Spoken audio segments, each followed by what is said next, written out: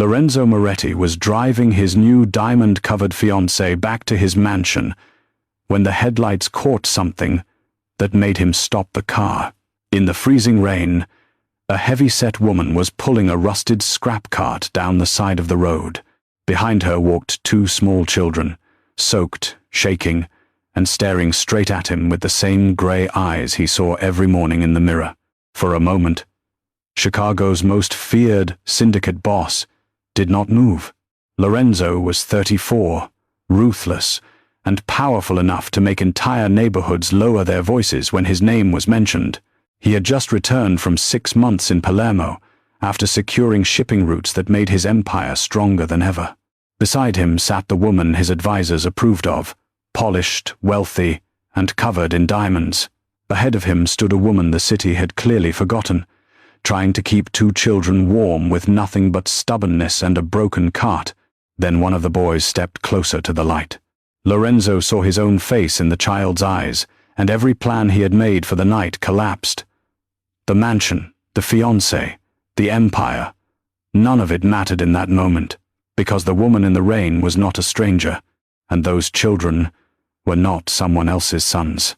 Beside him, in the cavernous back seat of his custom Maybach, sat Isabella Rossi, the daughter of the New York Commission's underboss. Isabella was everything a Mafia kingpin's wife was supposed to be, terrifyingly thin, draped in vintage Chanel, and utterly ruthless. She held a flute of champagne, her perfectly manicured nails tapping against the crystal. "I don't understand why Tommy had to take us through this god-forsaken neighborhood, Renzo," Isabella complained, her gaze sweeping over the rain-slicked, pothole-ridden streets of the South Side. "It smells like wet garbage and despair out there. The Dan Ryan is shut down from a multi-car pileup, Bella," Lorenzo replied, his voice a low, gravelly baritone that brooked no argument. He stared out the tinted window, nursing a glass of scotch. He hated this part of the city. It reminded him of things he had spent 5 years trying to bury. 5 years ago, Lorenzo had been a different man. He had been madly in love with a civilian, Beatrice Gallagher. Bea had been a bright-eyed, slender art restorer, with a laugh that could cut through the suffocating darkness of Lorenzo's world. They had married in secret, but his father, Carmine Moretti, had despised her. When Lorenzo was away on business, a devastating betrayal unfolded. Carmine presented Lorenzo with irrefutable proof that Beatrice had been funneling family secrets to the feds, and worse, that she had emptied offshore accounts to run away with a low-level enforcer. Broken and enraged, Lorenzo had torn the city apart, looking for her not to win her back, but to enact vengeance. But Beatrice had vanished without a trace. Eventually, the ice closed over Lorenzo's heart. He became the monster his father always wanted him to be. The Maybach rolled slowly down a decaying stretch of industrial road, the heavy November rain turning the night into a blurred, freezing nightmare. "Look at these rats," Isabella sneered, pointing a diamond-ringed finger toward the sidewalk. Lorenzo glanced over indifferently, but his eyes locked onto a scene illuminated by the harsh glare of a flickering streetlight. A woman was struggling against the icy wind, her boots slipping on the wet pavement. She was dragging a heavy, rusted metal cart piled high with scrap iron, discarded copper wire, and crushed aluminum cans. She was heavily overweight, her body enveloped in a stained men's oversized parka that barely zipped over her wide hips. Her face was swollen with cold and exhaustion, a stark contrast to the hollowed-out look of the typical junkies that roamed these streets. She looked like a woman who had been beaten down by life, surviving on cheap carbohydrates and sheer animalistic willpower. Lorenzo was about to look away when a gust of wind blew the heavy wet hood back from her head. His breath hitched in his throat. The Scotch glass slipped from his fingers, tumbling onto the plush Persian rug of the Maybach, and shattering. "Lorenzo, what is wrong with you? You ruined my shoes," Isabella shrieked, pulling her legs back. Lorenzo didn't hear her. His heart was hammering against his ribs like a trapped bird. Beneath the heavy layers of fat, Beneath the exhaustion and the dirt and the despair, he recognized the sharp slope of her nose. He recognized the way she desperately pushed a soaked strand of auburn hair behind her ear. He recognized the small, faded silver locket clutched tightly at her throat. It was Beatrice. His mind violently rejected the image. The Beatrice he knew was a delicate size 4, wearing silk slip dresses and smelling of jasmine. The woman outside was easily double that size, lumbering and heavy, her hands raw and calloused as she strained against the straps of the scrap cart. But then the shadows behind the cart moved. Lorenzo pressed his face against the cold glass. 2 small figures, bundled in ill-fitting threadbare coats, stepped into the light. A boy and a girl. They couldn't have been more than 5 years old. The little boy was pushing the back of the heavy cart with his tiny, freezing hands, trying to help his mother, while the little girl clung tightly to the hem of Beatrice's soaked coat. As the Maybach's headlights swept over them, the little boy squinted into the glare. Lorenzo stopped breathing entirely. The boy had pale, icy grey eyes, Moretti eyes, the exact same eyes that stared back at Lorenzo in the mirror every morning. The girl had the same sharp, aristocratic jawline that defined Lorenzo's bloodline. Tommy. Lorenzo choked out his voice, suddenly sounding like tearing metal. Stop the car. Now, boss. We're not in a secure, I said. Stop the car. Lorenzo roared, the sheer violence in his voice making both Tommy and Isabella jump. The Maybach screeched to a halt, the heavy tires throwing up a wave of dirty puddle water that splashed against the sidewalk, barely missing Beatrice and the children. Lorenzo, what on earth are you doing? Isabella demanded, as Lorenzo threw open the heavy armored door. You cannot get out here. You're wearing a Brioni suit. Lorenzo ignored her, stepping out into the freezing, relentless downpour. The cold immediately bit through his tailored clothes, but he felt nothing. His eyes were fixed on the woman on the sidewalk. Beatrice had frozen when the luxury vehicle stopped. Panic, raw and terrifying, seized her wide face. She immediately let go of the cart's harness and shoved the 2 children behind her broad back, trying to shield them from view with her sheer mass. Keep your heads down, Leomir. Don't look at them. Beatrice whispered frantically, her voice raspy and terrified. She assumed it was a gang, or worse, someone coming to rob her of the $20 worth of scrap she had spent 14 hours collecting. Footsteps approached, slow and deliberate, splashing through the puddles. Beatrice looked up, ready to fight, ready to throw her heavy body at whoever was coming to protect her babies. Through the veil of freezing rain, the man stopped a few feet away. The street lamp cast harsh shadows over his sharp, tailored features. Beatrice's heart simply stopped. Beer, Lorenzo whispered. The word tasted like ash on his tongue. She staggered back, her heavy boots slipping on a piece of wet trash. If the cart hadn't been behind her, she would have fallen. The blood drained from her face, leaving her looking almost ghostly beneath the grime. No, she breathed out, terror radiating from her every pore. No, no, no. Lorenzo stepped closer, his eyes raking over her. The shock of her physical transformation was jarring and entirely disorienting. She was fat. There was no other word for it. The stress, the poverty, the cheap dollar store pasta that was all she could afford, had reshaped her entirely. But as his gaze moved from her wide frame down to the 2 children peeking out from behind her legs, the horror of her appearance was replaced by a localized nuclear rage. They're mine, Lorenzo stated. It wasn't a question. The timeline was perfect. 5 years. Beatrice instinctively pushed the children further behind her thick legs. Don't you look at them. Don't you dare look at them. She hissed, her maternal instinct overpowering her terror. You kept my children from me. Lorenzo's voice dropped an octave, vibrating with a deadly quiet fury. You stole my money. You ran off like a coward. And you forced my heirs to live in the gutters like rats. Beatrice let out a harsh, bitter laugh that sounded like glass breaking. Stole your money, ran off. She stepped forward, the heavy flesh of her face tight with a sudden vicious anger. Is that what Carmine told you before he sent his men to put a bullet in my pregnant stomach? Lorenzo froze. The rain battered against his shoulders. What? Your father? Beatrice screamed over the sound of the rain tears, finally mixing with the freezing water on her cheeks. The night you left for Vegas, your father's men dragged me out of our bed. They told me I was a filthy civilian who was going to ruin the Moretti bloodline. He knew I was pregnant. He told me if I didn't disappear, he would cut the babies out of me and leave me to bleed out in the Chicago River.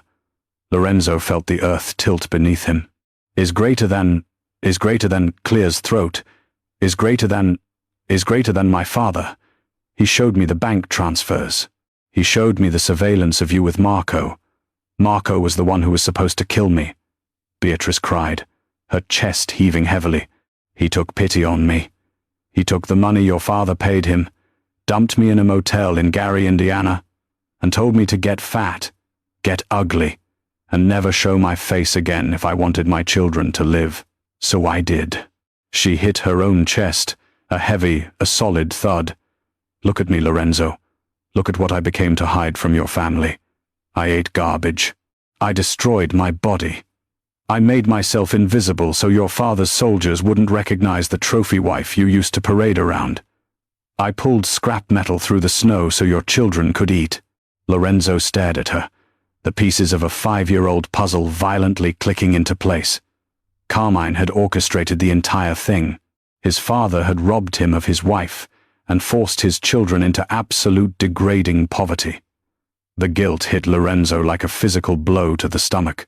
He looked at Beatrice's heavy, exhausted body, not with disgust, but with a sudden crushing realization of her ultimate sacrifice. Her weight wasn't a sign of laziness. It was armor. It was camouflage. It was the physical manifestation of a mother's desperate will to keep her children alive. "Mommy, I'm cold." The little boy, Leo, whimpered, his teeth chattering as he tugged on Beatrice's soaked coat. Lorenzo took a step toward his son, his hand trembling as he reached out. "Don't touch him," Beatrice snarled, swatting Lorenzo's hand away with surprising strength. "Lorenzo, for the love of God." A sharp, irritated voice rang out. Isabella had stepped out of the Maybach, an expensive silk umbrella held over her head by Tommy. She looked at the scene with unvarnished disgust, her eyes scanning Beatrice's wide-soaked figure and the rusted cart of garbage. "What are you doing? Talking to this homeless whale?" Isabella sneered, wrinkling her perfect, surgically enhanced nose. "Give her $100 bill and let's go. I'm freezing." Beatrice's jaw tightened. She looked from the glamorous, rail-thin Isabella back to Lorenzo, a bitter resignation settling in her eyes. "You heard your fiancé, boss. We're just trash on the street. Let us get back to it." She turned, grabbing the heavy frayed ropes of the scrap cart, bracing her thick shoulders against the weight. "Come on, Leia. Leia, keep walking." Isabella laughed softly. "Honestly, Renzo, the charity cases you find." Lorenzo didn't look at Isabella. His eyes were locked on the rusted wheels of the scrap cart, struggling to turn in the mud, and the two tiny children trudging through the freezing rain beside a mother who had sacrificed her entire identity to keep them breathing. A dark, terrifying shadow crossed Lorenzo's face. The Mafia boss who had ruled Chicago with cold indifference was gone, replaced by a father who had just realized his kingdom was built on the bones of his own family. He slowly turned to Isabella. "Tommy," Lorenzo said, his voice eerily calm, devoid of all emotion. "Yeah, boss. Put Isabella back in the car. Take her to the airport. Her engagement is over." Isabella's jaw dropped, her perfectly glossed lips trembling in pure horror and outrage. "Excuse me? You are leaving me?" The daughter of the New York underboss on a wet Chicago sidewalk for a fat, homeless bag lady? Lorenzo turned his head slowly. The look in his icy gray eyes was so deeply unhinged, so devoid of human mercy, that Isabella physically took a step back, nearly snapping the heel of her Louboutin. "Tommy," Lorenzo repeated, his voice dangerously soft. "If she speaks another word to my wife, leave her on the curb and drive away." Tommy, recognizing the lethal shift in his boss, grabbed Isabella firmly by the elbow, ignoring her indignantly hissed threats, and shoved her into the back of the Maybach. The heavy door slammed shut, cutting off her screeching. Lorenzo turned back to Beatrice. She was shivering violently, her broad shoulders hunched against the biting November wind, still instinctively blocking the twins from his view. She gripped the rusted handle of the scrap cart with white-knuckled, calloused hands. Lorenzo said, stripping off his custom Brioni suit jacket. He stepped forward, ignoring the grime and mud, and draped the expensive wool over her soaked, oversized parka. "You're freezing. The kids are turning blue." "Don't," Beatrice whispered, a tear cutting through the soot on her cheek. She tried to shrug off the jacket, deeply ashamed of how her massive frame stretched the expensive fabric. "Lorenzo, please. If Carmine finds out Carmine is a dead man walking," Lorenzo stated, the vow echoing like a gunshot in the empty street. "He just doesn't know it yet. But right now, my son is coughing and my daughter is shivering. You are getting off this street." He didn't wait for her to argue. Lorenzo pulled a sleek, encrypted burner phone from his pocket. Within 3 minutes, a heavily armored, matte black Cadillac Escalade roared down the slick pavement, driven by his most loyal captain, a massive, quiet man named Donovan. "Leave the cart, B," Lorenzo ordered, gently reaching down to scoop up the little girl, Mia. The child stiffened, terrified, but Lorenzo cradled her against his chest, shielding her from the rain. "I've got you, Piccola. You're safe now." Beatrice stared at the rusted cart, her lifeline for the past 5 years, the heavy burden that had broken her back, but kept her children fed. With a trembling sigh, she let the handle drop. It clattered against the asphalt. She took Leo's small hand, her heavy legs aching as she climbed into the heated leather sanctuary of the Escalade. They didn't go to the Moretti family compound in Lake Forest.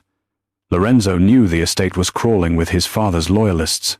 Instead, Donovan drove them to a secret off-the-books penthouse overlooking the Chicago River at the Trump International Hotel and Tower, a property Lorenzo owned through 3 dummy corporations. Once inside the sprawling, marble-floored penthouse, the stark contrast between Beatrice's reality and Lorenzo's world was blinding. Under the harsh glare of the crystal chandeliers, Beatrice felt entirely exposed. She stood awkwardly by the door, dripping dirty rainwater onto the imported Turkish rugs, wrapping her thick arms around her wide stomach in a defensive posture. Lorenzo directed Donovan to secure the perimeter and order clothes, medical supplies, and enough hot food to feed a small army. Then he turned to his family. "The bathrooms are down the hall. Heated floors, hot water." Lorenzo said softly, keeping his distance to avoid spooking the children. "Take them. Get warm." An hour later, the twins were scrubbed clean, dressed in oversized hotel robes, and aggressively devouring plates of hot rigatoni and buttered bread in the massive kitchen. Lorenzo watched them from the doorway, a heavy lump in his throat. Leo had his exact scowl when he concentrated on cutting his bread. Mia had Beatrice's gentle, observant eyes. Beatrice emerged from the master suite. She was wearing one of Lorenzo's black silk dress shirts and a pair of his sweatpants. The clothes fit her, highlighting the sheer mass she had put on over the years. Her wet auburn hair was combed back, revealing a face that was round-aligned with exhaustion and completely stripped of the delicate glamour she had possessed at 22. She stood across the kitchen island, refusing to meet his gaze. "I know I'm disgusting to look at," Beatrice mumbled, her voice thick with shame. "You don't have to pretend. I know what you like. I saw the stick insect you were engaged to." Lorenzo moved around the marble island. He didn't hesitate. He closed the distance between them, reached out, and gently took her scarred, calloused hands in his. "Look at me, B," he commanded, his voice thick with emotion. She squeezed her eyes shut, fat tears rolling down her swollen cheeks. "Look at me," he repeated, softer this time. When she finally opened her eyes, she didn't find pity or disgust in his gaze. She found absolute, shattering reverence. "You think I care about the weight?" Lorenzo whispered, raising her roughened hands to his lips and kissing her scarred knuckles. "You ate garbage. You destroyed your health. You wore heavy men's clothes to hide your shape. You turned yourself into a ghost, so that my father's monsters wouldn't see the beautiful woman I married." He reached up his thumbs, wiping the tears from her wide cheeks. "Every pound you carry is a shield that kept my children alive. You are the most terrifyingly strong woman I have ever known. I don't see a flaw, Beatrice. I see a mother who went to war for her family. I see my queen." Beatrice broke. A heartbreaking, guttural sob ripped from her throat, and she collapsed against his chest. Lorenzo wrapped his arms around her wide frame, burying his face in her damp hair, holding her together as 5 years of suppressed terror, starvation, and isolation poured out of her. But the tender reunion was violently cut short. Lorenzo's phone vibrated on the marble counter. It was Tommy. "Boss." Tommy's voice crackled, laced with panic. Isabella called her father the second she got to O'Hare. The New York commission is livid, but worse, she called Carmine. She told him, "You dumped her for some heavy-set homeless woman with twin kids." Lorenzo's blood turned to ice. "Carmine knows, boss." Tommy rushed out. He checked the timeline. "He knows Beatrice is alive, and the kids are yours. He just dispatched a heavily armed cleanup crew to the city. They're pinging your burner phone." Lorenzo hung up. He looked at the floor-to-ceiling windows, overlooking the glittering Chicago skyline. The glass wasn't bulletproof. "Donovan," Lorenzo roared, pulling a matte black Glock 19 from the small of his back. "Arm up. We have visitors." The heavy oak doors of the penthouse burst open before Donovan could even engage the secondary deadbolts. Carmine Moretti didn't employ subtle men. He employed butchers. 4 men in dark tactical gear flooded the entryway, suppressed submachine guns raised. "Get the kids down," Lorenzo shouted, diving behind the thick marble kitchen island as a hail of bullets shattered the floor-to-ceiling windows. Glass rained down like diamond dust, the freezing night air howling into the luxury suite. Beatrice didn't freeze. 5 years on the streets had beaten the civilian hesitation out of her. She grabbed Leo and Mia, shoving them viciously under the heavy reinforced steel frame of the Viking industrial stove. "Do not move. Do not make a sound," she hissed, her maternal instinct transforming her into something primal. Donovan returned fire from the hallway, his heavy shotgun roaring, sending the lead attacker flying backward into the corridor. Lorenzo popped up from behind the island, his aim cold and mechanical, placing 2 rounds in the chest of the second hitman. But there were too many. A third man, a towering enforcer named Russo, whom Lorenzo recognized from his father's inner circle, flanked the kitchen. He bypassed Lorenzo, his cold eyes locking onto the cowering children under the stove. "Carmine says loose ends get tied." Russo grunted, raising his weapon toward the twins. He never got the chance to pull the trigger. Beatrice, driven by a raw, explosive fury, lunged from the shadows. She didn't have a weapon, but she had leverage, and she had mass. With a terrifying scream, the heavy-set mother threw her entire body weight directly at the enforcer's knees.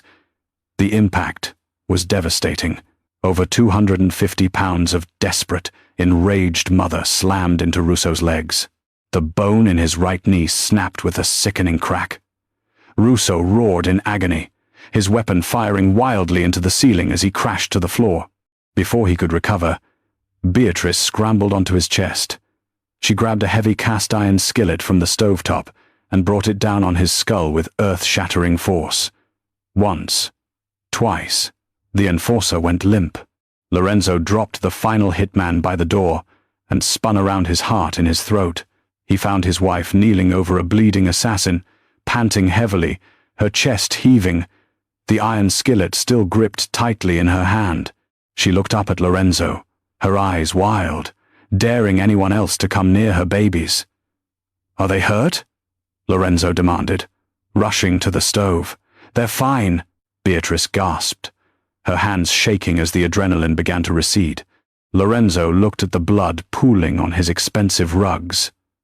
The message was clear. Carmine would never stop. There was no hiding, no negotiating. In the Mafia, a reigning king who ordered a hit on his own bloodline had to be completely eradicated. "Donovan," Lorenzo said, his voice dropping to a terrifying dead calm. "Call the captains. Call the capos. Every single man loyal to me." "What's the order, boss?" Donovan asked, reloading his shotgun, his face grim. "We are going to Lake Forest," Lorenzo replied, checking the magazine of his Glock. "My father's reign ends tonight." The storm outside was nothing compared to the violence that descended upon the Moretti estate. Lorenzo didn't sneak in. He kicked the front doors off their hinges, backed by 30 heavily armed men who were fiercely loyal to the young boss over the aging paranoid patriarch. The compound fell in less than 20 minutes. Carmine's guards, seeing the writing on the wall, laid down their weapons and stepped aside. Lorenzo found his father in his sprawling mahogany study, sitting behind a massive desk, nursing a glass of scotch.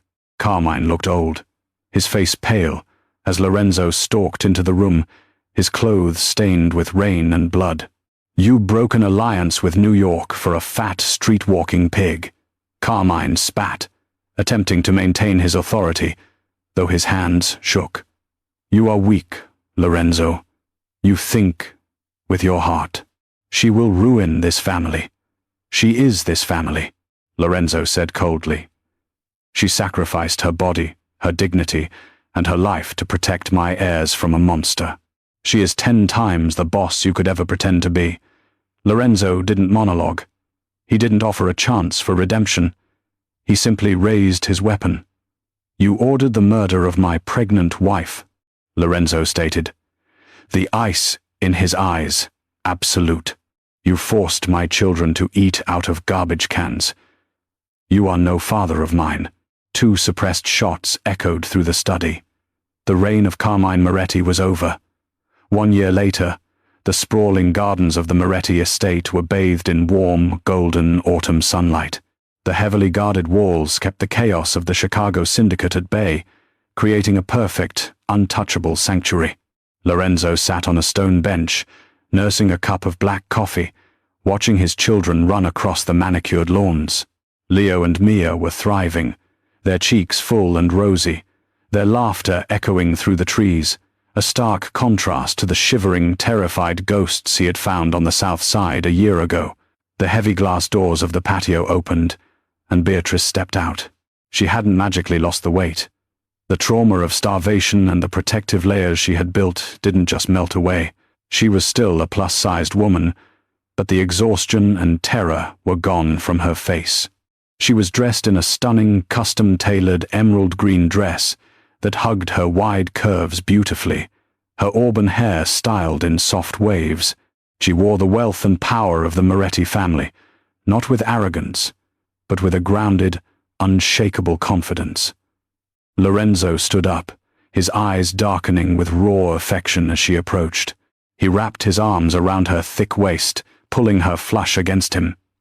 "The New York Commission sent their tribute," Lorenzo murmured, pressing a kiss to her temple. "Isabella's father wants to assure us there is no bad blood." Beatrice chuckled a rich, warm sound. "Tell him I expect double the tribute next month. A mother's peace of mind is expensive." Lorenzo smiled, leaning down to capture her lips in a deep, possessing kiss. He didn't care about the whispers of the other Mafia wives, or the superficial standards of the underworld. Lorenzo looked at Beatrice and finally understood what real strength looked like. It was not power, money, or the fear his name created in Chicago. It was the woman who had survived alone, pulled a rusted cart through freezing rain, and still protected their sons when the world gave her nothing. She had carried pain he never saw. She had raised their children without his protection, without his money, and without the empire that should have stood behind her. Now she stood beside him, tired but unbroken, and Lorenzo knew he would never let her face the world alone again. The Chicago Syndicate had a boss, but from that night forward, it also had a queen. Beatrice did not win because she was saved. She won because she refused to disappear. She protected her family when no one came for her, and when Lorenzo finally returned, he found the one woman strong enough to bring him to his knees. Did Beatrice's sacrifice move you, or did Lorenzo deserve to suffer more before earning her trust? Tell us in the comments. If you enjoyed this Mafia romance about betrayal, survival, family, and revenge, like, share, and subscribe for more stories.